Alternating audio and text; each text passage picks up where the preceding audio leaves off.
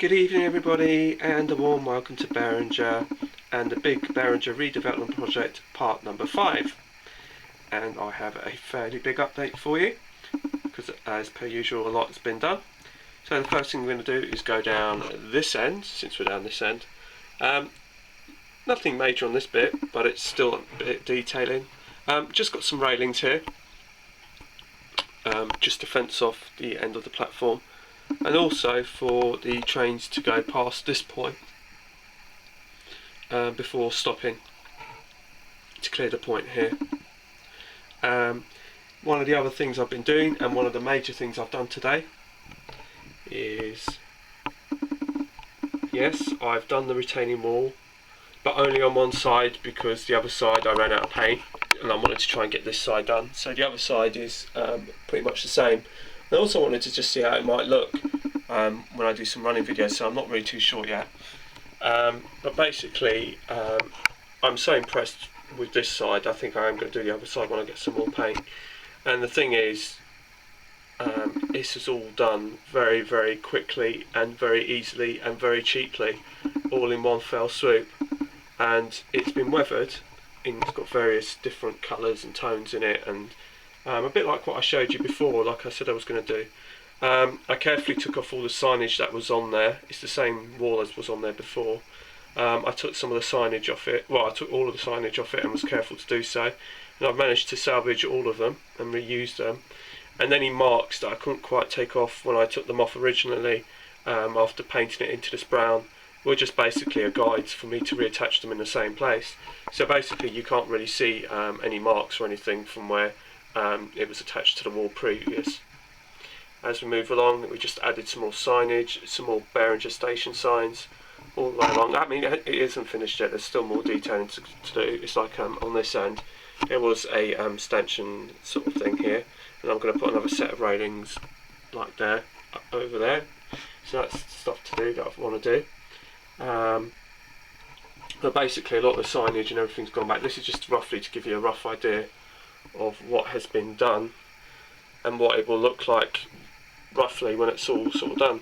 Also I've added some more railings here, and that's also to stop the trains from passing this point on the branch. At the moment, like I said, we have my Diddy 2-car DMU on it, but essentially it's no more than 4 coach trains will fit in between a gap between these railings and the railings at the other end. But in truth, it will probably be 3-car DMUs at most that will travel up the branch anyway. And then as you come along here, you've seen this bit, but you've also haven't seen the fact that I've done the railings here. So I've done that on that side. Also, if you see underneath, I've actually done the bottom of it as well. As you can see, the arches in the darkness. I haven't done any of the lighting yet, which is why the actual platform itself isn't attached as yet, because I've still got to run some cabling underneath there for the lighting. I've actually completed it all the way along down there. Also what I've done is, as you can probably notice, I've painted the top here matte black. I haven't done the big bit yet, so that's still to do. But also on this end I've done this on matte black as well.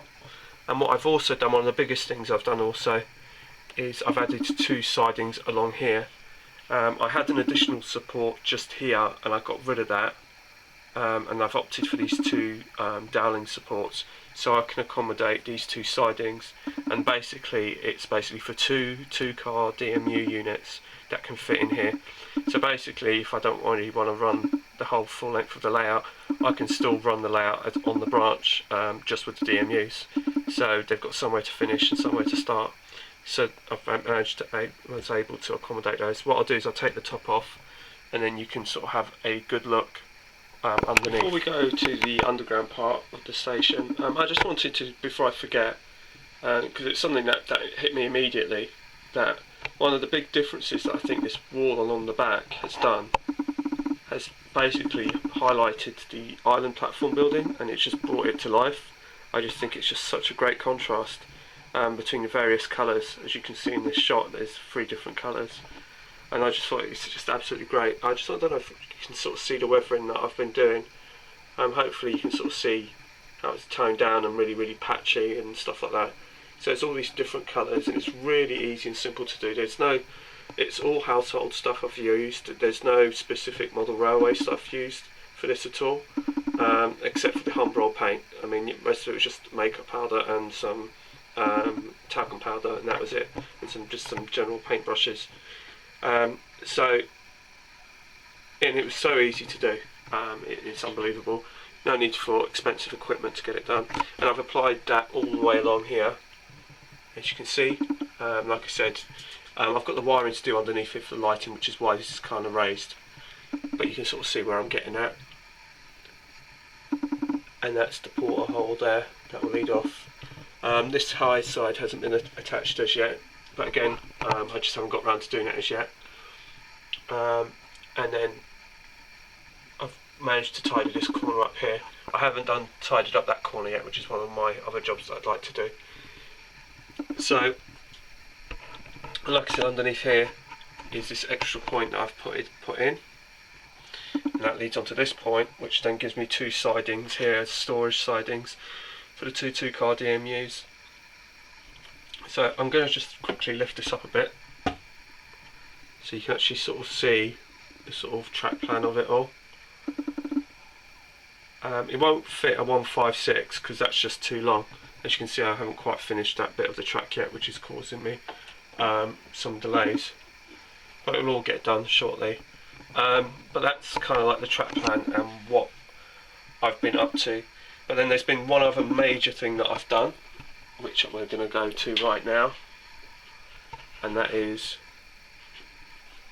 this, the Berringer control panel, which I've built. So I've made that, and as you can see, the track diagram is on, but it's not actually on here, on the board yet. So I'm going to stick with my stud and probe method like I was using before, when it was sort of down here, but what it's done is just released some more space to add some more locos down there. But when I bought this, which is a little way ago now, and I really wanted somewhere really nice to house it, and I didn't. And I did a sort of temporary mediocre job of shoving it on the shelf, and I just attached the shelf to what I already had, and that's how I was running it. Now I purposely built this unit to accommodate. There's a handheld controller here, but I've got another one for my Vector to go here on this side, and that will sit in there. I've just ordered a new lead for the Vector, which basically means that it's a 5 metre extension plus the 2.5 metres that I've got on this lead already, so it'll give me 8 metres. So it's essentially, I can wander around my whole flat with just this one walkabout controller. So I can control the main stuff through here, and then when I need to go to new shot, I can just walk around into the kitchen with the same controller and back over to the fiddle yard over in the dressing area, and I'll have more than enough length of cable to cover that without having to swap controllers over. So that's really good. So I've got that on the way. Also on the side, I've attached another little porthole that I had before, and that's got my old combi controller, because that's going to run this track, which isn't attached yet. It's just a piece of track that's just sitting here at the moment. But basically, I'm going to attach that track to the top here and run it to the end. And basically, I'm going to use this as a maintenance track.